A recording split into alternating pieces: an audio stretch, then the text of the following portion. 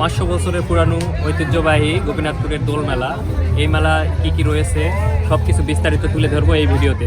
তো চলুন দেরি না করে ভিডিওটি দেখে আসি আমরা।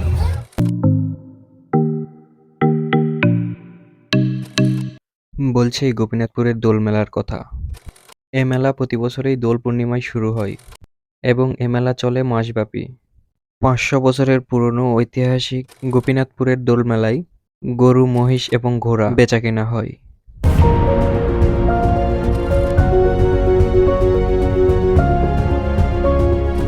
ঘোড়া দৌড় দেখতে এবং কিনতে ক্রেতাদের দূর দূরান্ত থেকে আগমন ঘটে এই গোপীনাথপুর মেলায়। কাঠের তৈরি আসবাবপত্র এবং বিভিন্ন কিছু নিত্য প্রয়োজনীয় জিনিস সহ সকল প্রকার সামগ্রী পাওয়া যায় এই মেলায়।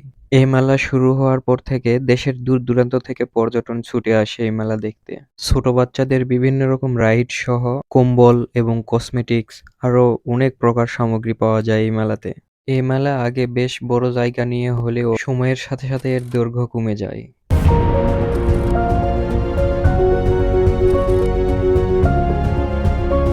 মেলায় তাদের দোকানদাররা তাদের পণ্য বিক্রি করে বেশ ভালো টাকা আয় করতে পারেন। তবে এবছর মেলা রমজান মাসে শুরু হওয়াতে বিক্রি কম হওয়ায় দোকানদারদের মাথায় হাত। মেলার সময়সীমা আরো কিছুদিন বাকি থাকায় মেলা বন্ধ করে দেওয়ার আদেশ প্রদান করেন প্রশাসন। অশ্লীল কর্মকাণ্ডে নিয়োজিত থাকায় এমন নির্দেশ দিয়েছেন প্রশাসন। এমন অবস্থায় এখানকার ব্যবসায়ীরা অনেক টাকা লোকসানের কথা বলছেন।